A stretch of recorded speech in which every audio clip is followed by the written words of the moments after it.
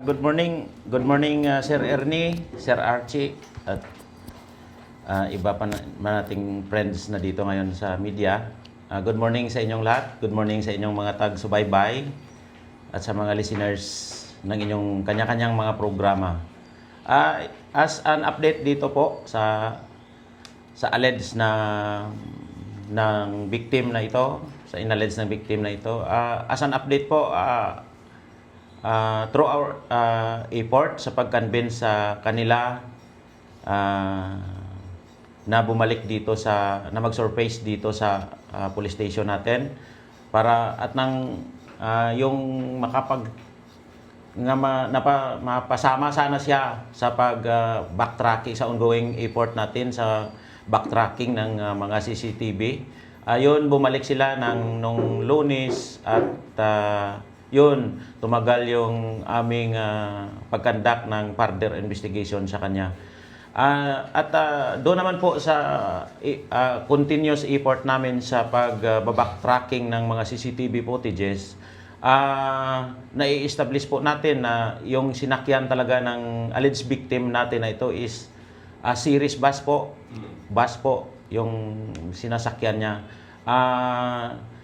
We exerted much effort na makita natin, na makakuha tayo ng CCTV na nakasakay siya sa tricycle, pero po wala po talagang CCTV footage na nakaka-capture or nakakuha na nakasakay siya sa tricycle. So ibig sabihin po, yung ina-allege ng victim natin is parang hindi natin ma-comprehend dito sa hinahawakan nating CCTV footages po, wherein nakasakay po siya sa bus. Panindigan talaga ng alleged victim ito na talagang tricycle yung kanyang sinakyan mula Katiklan at hanggang saan siya dinala ng alleged na mga dumukot sa kanya, sir? Yes po, according sa kanya, tricycle talaga yung sinakyan niya, pero on our effort na sa paghanap ng sinasabi niyang tricycle na sinakyan niya. Alam naman natin na yung Barangay Katiklan, Malayaklan, tad-tad po ng CCTV, yes, ng LGU at ng barangay. So lahat ng mga entry and exit points, nag-effort tayo na magkuha ng mga CCTV footages doon. Pero it turned out negative po. Wala talagang victim na yon, hindi talaga yung victim na yon wala talagang nakikitang CCTV footages na nakasakay yung alleged victim na yon sa tricycle po.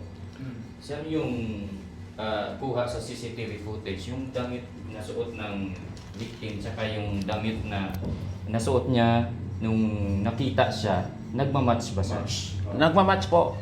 Sobrang nagmamatch po kasi yung sa pangalan pala ng t-shirt, may pangalan kasi dyan na very seldom talaga siguro very seldom talaga siguro na makapi na dalawang tao yung may suot na nagkaparehong damit sa isang minuto, sa isang oras o sa isang araw po. Napaka-imposible naman po. At saka yung belt bag po na klarong-klaro na makikita nadala niya po doon sa nasuot niya yung belt bag pag-akyat sa series. Imposible naman po na hindi talaga siya. Madaling araw din sir, nakasakay doon sa series bus yung babae. Yes po. Yung mga oras na yan na talaga nakita siya sa unang mga CCTV ng Katiklan at hanggang sinundan nyo na back-tracking nyo lahat yung kanyang activities kung anong oras galing Katiklan at anong oras at hanggang bumaba sa Altabas po, sir. Yes po, pero dito sa pagba-backtracking po namin dito sa part ng Altabas, as of now wala pa pong footage na makapagtukoy na bumaba siya kung saang particular place bumaba dito sa Altabas. Correct. Pero mayroon tayong testimony galing sa mga nakuha nating possible witness na nakakita sa kanya na sumakay talaga siya sa bus at saka bumaba somewhere in Altabas. Pero dahil sa dami ng tao na encounter nitong witness natin is hindi niya talaga matatandaan kung saang particular place dito sa Altabas bumaba. At saka mayroong isa namang tayong na-interview na Josh. isang tindira dito sa Altabas na isang tindira na umaakyat-akyat sa mga bases na kahit anong pasikot-sikot nating gawin sa pag-interview sa kanya, talagang consistent yung sinasabi niya kasi na nakita niya talaga yung alleged victim na ito na sumakay dito, nag-transfer sa isang bus dito sa bus stop po sa Altabas. Kaya yung bus na sinakyan talaga, doon tayo naka-focus o naka-concentrate ngayon yung Altabas PNP para sundan talaga kung Yes, ano po. talaga ang nangyari sa alleged victim na yan. Yes po, sir. Sir, oo. So, ngayon po na hindi nagtutugma ang salaysay ng babae doon sa ebidensya na nakala po ninyo, ano po ang next na action po ng Altabas PNP po? Sa ngayon po is, for now, pinapatuloy po namin yung effort namin sa backtracking ng CCTV. Baka naman makakita pa kami ng iba pang senaryo na makapag-support doon makapag-support doon sa previously na nakuha na nating mga footages na sa series talaga siya sumakay. Ma-establish ba natin, sir, kung may naganap talaga na pang-hold up or may naganap talaga na kidnapping? So far thank you for that question, sir. So far sa ngayon, sir, hindi talaga natin ma-establish, sir, na mayroon talagang nangyaring mga ganon, sir. Okay po. Kasi wala tayong hawak na ebidensya. Kaya simulat sa poll pa lang, hindi talaga nagtutugma yung allegations ng victim natin at sa mga nakakalap nating mga evidence po. So, hindi po sapat yon na ebidensya po yung, halimbawa, yung CCTV na sinasabi niya po na siya ay sumakay sa tricycle tapos pagkalap natin ng information, hindi naman talaga pala siya nakasakay sa tricycle kundi sa bus. Bus, Hindi po ito enough na evidence to declare na Sinungaling. yung pasisinungalingan ito pong mangyaring mga allegation kasi knowing na parang ito nasira ng ating province of Aklan, marami na pong nagsasabi na hindi safe ang Aklan para sa mga negosyante dahil mayroong palang hold up, kidnapping na nangyari po. Sa ngayon, sir, kahit na alam natin, at siguro kayo, alam din naman siguro ninyo, pero sa part namin kasi hanggang ngayon, nire-respeto pa rin namin yung mga allegations niya. Darating din ang panahon na makumpleto ito, na matapos na namin lahat ang backtracking at baka makakita pa kami ng karagdagang footages na wala talagang nangyaring ganitong insidente po. Okay po. Sir, kasi nakapokus tayo ngayon sa nawawalang pera na yan. After katiklan ng mga footages sa CCTV, nang nakita siya na, o hindi na alam kung saan sa Altabas, may kwan ba, sir? May andoon pa rin yung belt bag. Suot na suot pa rin ba sa pinaka-latest nyo na umabot na sa Altabas yung biktima na yan, sir? Wala na, sir, eh. Nung na-discover siya dito sa Kasi wala na yun. sa Altabas, wala na siya kahit isang gamit na dala. Pero yung doon sa hotel na prior sa pagpunta niya doon sa Katiklan, yung dala niya lang po is yung kanya, yung sinasabi niyang belt bag. Makikita natin 'yan sa nakuha naming footage. Nandun pa rin sa baywang niya. Nandun sa baywang niya hanggang sa umakyat siya sa bus. Suot-suot pa rin niya yung belt bag na 'yon. At nang nag-appear siya dito sa Altabas nung madaling araw nung 29, wala na siyang suot na belt bag. Wala na yung belt Wala bag. Missing yung pera na yan.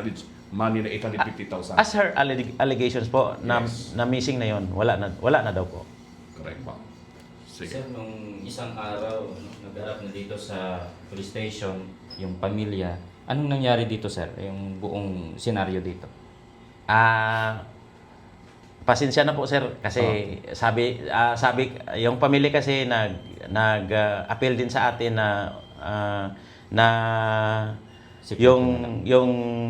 yung ibang part ng namin dito kasi conversation is parang confidential sa part nila. Pero yung nangyari dito sir is nag-expect tayo na mag-divulge siya ng karagdagang information, baka may na-recall siya sa span of how many days from 29 kasi umuwi siya doon sa Mindoro at nang bumalik dito nung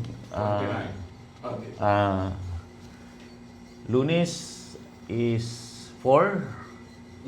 Nung bumalik siya dito nung May 4, nag-expect po tayo ng baka may ma-divulge siya as per her recollection, pero ganun pa rin po yung mga revelations niya. Pareho din po nung nung na-discover siya. So hinarap natin sila ng asawa niya. Merong konting tatalo sa kanilang dalawa dito sa harap natin. Siguro yung iba sa inyo dito naka-witness naman kung paano sila, kasi mayroong part na nagsisihan sila. Kaya pero nirespeto pa rin namin sir yung biktima natin sir. Sir, kasi doon tayo nakapokus nung mga araw, sa ilang araw na nawala. April 21, last na nakita pa sa doon sa Katiklan, nandun pa sa pabalik-balik sa isang Yes, passport sir. chain doon. Then, Yes, sir. nakita sa 29 na dito sa Altabas. Yes sir. Sir, kasi hindi aaminin ng alleged victim niya na babae na hindi man lang siya nakaihi, hindi naman siya nakadumi o nakapupo sa kanyang pantalon. Pero, imposible kasi. Hindi niya alam na doon tayo nakapokus even kayo sir nung araw Yes, sir. na yan na bakit wala man lang amoy, di ba? Oo, Yes, isa na yun sa mga vital na mga dapat na doon tayo pupokus eh. Ibig sabihin, baka nakapupo ni siya o nakabihis ni siya at bago isuot ulit yung damit niya sir. Sir, ini-act siya po. Napakagandang tanong po yan, sir. Siya mismo, sir, nagsabi na that span of days, Yes. almost 8 days, siya mismo, sir, yung nagsabi na hindi daw siya kumakain. Mm-mm. Umiinom lang daw Tubig siya. lang daw. Lahat daw na binibigay sa kanyang tubig is iniinom niya. So, very impossible. Sabi niya, nakagapos daw. May tali daw yung kamay at saka may tali daw yung paa. Mm-mm. May piring daw yung mata niya. Which is makikita naman na may natitira pa, makikita naman ng investigator or case natin na may nakadikit pa na Packing tape. part ng packing tape dito Yes. sa bandang buhok niya. At saka mayroon ding nakadikit na packing tape naman na nakadikit dito sa paa niya at sa kamay niya. Pero hindi na yun, nakuha na, naputol na. Yun yung tanong namin nga sa kanya, sir, is para maging tayo sa inyo, mga friends Yes, sir. natin sa media. Yes, Yung sir. tanong natin sa kanya is, bakit ma'am, hindi ka ba kasi sabi mo nakagapos ka, nakatali ka. Ibig sabihin, ma'am, doon ka umiihi sa pantalon mo. Mm-mm. O doon ka dumudumi sa pantalon mo. Sabi niya, yes sir. Opo sir. So, yung impression ng first responder ko, ng personnel ko na nagresponde, pati na yung investigator on case is, wala daw siya talagang amoy. Mm-mm. Yung sa atin lang, kahit isang araw, 2 araw na umihi tayo sa pantalon natin, siguro sobrang Amoy na, maamoy na yon. Pero kayo naman sir, siguro naka-engage naman kayo sa kanya Yes. nung nung nag-interview kayo First nung responder yun kasi Yes, si oo. Kapobring Archie nung araw na Siguro yun. kayo naman siguro yung kayo pwede ko naman siguro kayo tanungin kung Oo. ano ba yung may naano ba kayo, sir? May naamoy ba kayo or Yung Kapobring Archie, malapitan kasi ang pag-interview namin, no, yun yung suot niya nung siya ay nawala at yun din ang suot niya nung makita after 7 days. Yes, sir, correct, Pero sir. nung mag-interview kami, wala hong amoy. Amoy. Kahit si Chief Ernie, mas malapit siya. Oo. Anong Yung observation nakatiklan niya? na tayo. Yung dito sa Altabas. Hindi kayo, Wala. hindi ako wala tayo dito eh.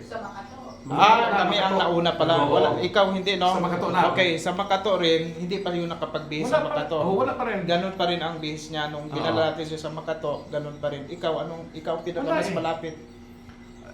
Ang lapit ko talaga kahit magpano yung kaming kamay na nung araw na yan. Pero wala talagang amoy, sir. Pag isang araw lang na umihi ka no, sa atin ng mga nakikinig natin. Isang araw lang na mabasa yung underwear mo at sabi mo, umihi ka na lang sa Yes, pantalon sir, mo. yes, Amoy sir. talaga yan. Papangit talaga yan. Tumae ka Wala pa. eh. Tumae ka pa. Wala. Wala talaga. Yun ang mga panindigan Kasi namin. ang nangyari noon, galing dito, dinala natin dito sa Makato. Makato. Tapos dinala natin sa Katiklan. Katiklan. Doon pa natin Nali- bigyan nali- ng time na makaligo nakaligo. siya. sa Katiklan Precinct 4. Ibig sabihin, sir, Apo. parang bumalis ka to. Ako na naman yung nagtatanong sa inyo. Sorry, Okay sorry lang, talaga sir. sir. Okay lang po. Kasi Totoo naman yung lahat naman ito, observation sir, namin. naging part ng investigation natin. Ibig sabihin, sir, hindi pala siya, nakasama Doon nyo pa pala lang. siya, nakasama nyo pa pala siya sa sasakyan nyo nung Wala na. wala na. Kay sasakyan na nila ni mama niya. Sige. Even ang family naman. Even pamilya nga nagsabi, di ba, dito pala. Nagsabi. Thank you very much, sir, for that information na binigay niyo sa akin. Kasi these are all part of the investigation kasi, sir. Pero hindi naman yan in fairness naman sa victim natin po, sir. Yes. Rinirespeto pa rin natin yung part niya, yung mga allegations niya.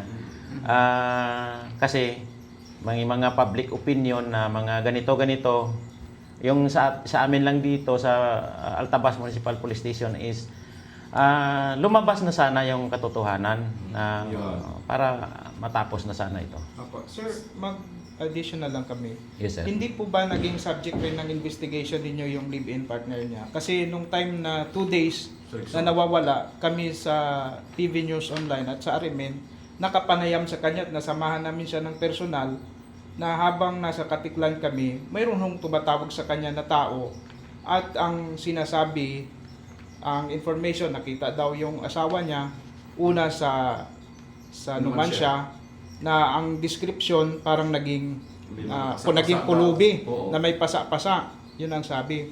At huli, maya-maya magkahapon na tumawag ulit dito na naman daw sa Altabas. Same description at nung makita nung sunod na mga araw na mga 7 days, nakita ganun talaga ang Totoo nga. ganun talaga yung sitwasyon ng sitwasyon. babae. May mga gupit, may mga Mm. kung ano, sa first na 2 araw na description. Na na-missing siya. Amazing Missing siya. siya. Oo. Bakit ganun? Sino Parang yung kato, tutulungan advance niya? agad. Advance. Yes, sir, naging part din niya ng ano natin sa kanya nung in-interview natin siya. Parang ano siya, sir, parang anyway, napaka premature naman na mag-comment ako again sa kanya, but yung observation ko lang kasi diyan is parang alam niya na. Para kasing alam yung magbigay siya ng information kasi doon sa paghahanap ng misis niya is parang alam niya na nakita daw doon sa naglalakad sa Altabas na may gupit yung buhok, mga ganon. So parang alam niya na. talaga. Oo. Pero uulitin ko naman na rinirespeto pa rin namin yung biktima natin. Possible ba yun, sir? Baka mayroon siyang mga tinuluyan na bahay or hindi naman natin gamiton kasabwat or naaklanon or taga-Altabas or saan man dito sa Aklan na tinuluyan muna before lumabas after ilang days, 29 na ng April, sir. Yes, sir. hindi talaga yan mawala sa isang anggulo na tinututukan namin sa investigation namin kasi it's very impossible na kung wala kang bihis, kung wala ka talagang tinuluyang bahay or wala ka talagang tinuluyan, it's very impossible na pag hindi ka pumalit ng damit mo for the span of 8 days and 8 nights, wala kang amoy. Very impossible. Possible ba, sir, na mayroong sabuatan dito sa dalawa kung kaya't walang nag-aamin, no? Kumbaga, pinoproteksyonan nilang statement ng bawat isa po. Isa din po yan, sir, isa din, napakadami kasing angle na sinusubaybayan natin, na sinusunod natin. Isa din po yan, sir, sa mga angle na sinusubaybayan namin. Sir, yung tapos na tayo sa CCTV, sa mga ibang evidence. Yes, sir. Natingnan natin, sir, yung kanilang mode of communication like cellphone na pwede doong i-check kung may mga palitan ba doon ng text na pwedeng maging ebidensya ng pulis. Yes, sir. Actually, sir, hindi pa natin, sir, na nakita yung cellphone mismo nila. Mayroon na tayong nakuhang mga screenshots doon galing sa cellphone nila na talagang na talagang kumukontra doon sa mga statements ng alleged victim natin. Pero nung pinakita natin sa kanya, nung i-present natin sa kanya kung bakit mayroong ganon siyang communication doon sa pamilya niya, in short, sa pamilya niya, sabi daw niya is, ganon daw talaga siya. So, as we conducting further investigation, kinukonsider natin lahat yan, sir. Kinukonsider natin lahat yan. Saka sir, mayroon pa kasi doon medyo nagtataka din tayo, even kami sa media na pagtanungin mo sa reaksyon yung living partner na lalaki, tanungin mo kung may away ba talaga itong dalawa, ba't todo depinsa o talagang tanggi siya na wala talaga silang away. But suppose pagharap nila dito, ang dami pala nilang tampuhan at away. Sa pera na yan, sir. Yes, sir, no?